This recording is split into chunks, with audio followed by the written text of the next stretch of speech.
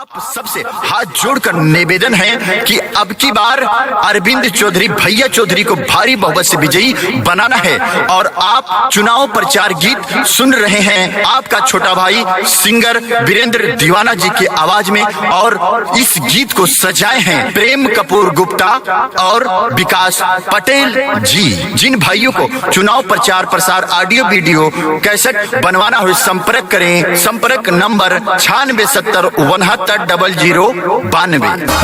ए चाचा जयराम जी की जयराम बेटा जयराम का हलवा ठीक बा चाचा। और अब की बार के जीते जानो तो अपना गांव से का जितावे के बा बेटा। अरे नहीं जानो अरविंद चौधरी भैया के जितावे के बा। अरविंद चौधरी जिंदाबाद जिंदाबाद जिंदाबाद अरविंद चौधरी जिंदाबाद जिंदाबाद जिंदाबाद। कहती है जनता सारी सब मिलके करो तैयारी, मिलके करो तैयारी।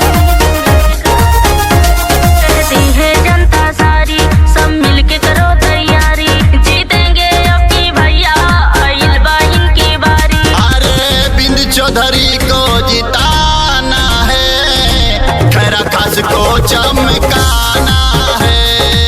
अब की प्रधान बनाना है, भैया चौधरी को जिताना है।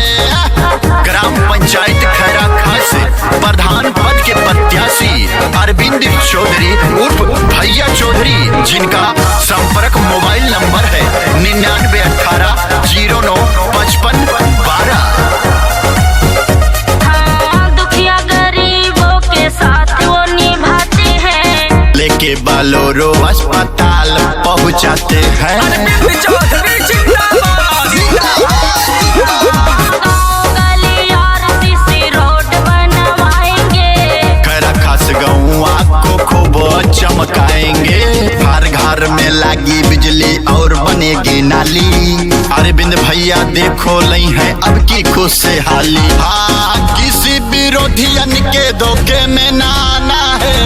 अरविंद भैया को विजयी बनाना है। गौवा के अपने विकास करवाना है। खैरा खास ने अब क्रिया ठाना है। जीतने के 1 महीना के अंदर ही लाभियों को वृद्धा पेंशन, विधवा पेंशन, 60 साल पेंशन, विकलांग पेंशन, घर घर में शौचालय सरकारी नल लगवाएंगे। गरीबों को प्रधानमंत्री आवास दिलाएंगे। भ्रष्टाचार आतंक गुंडागर्दी को जड़ से मिटाएंगे। दिन हो या रात दुखियों गरीबों को अस्पताल पहुंचाएंगे। वृद्धा पेंशन 60 साल सबको दिलवाएंगे। दुखियों गरीब को आवास दिलाएंगे। भैया चौधरी जिंदाबाद जीतेंगे भैया तो लाएंगे विकास हो। पूरा करेंगे सारी जनता की आस हो। गांव गांव में गली गली में गूंजे ये नारा। अरविंद भैया हैं अब की सबका से हो प्यारा। ए हो दादा दादी अब की साथ निभाना है। अरविंद भैया को विजयी बनाना है। इस बार उनको प्रधान बनाना है। गाँव के अपने विकास करवाना है।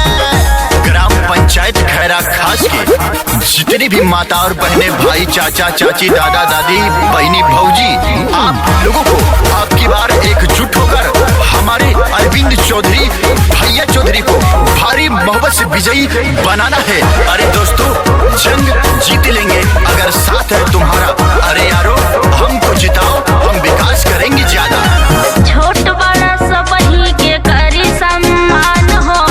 अरविंद भैया जी बनी है प्रधान हो। अरविंद चौधरी जिंदाबाद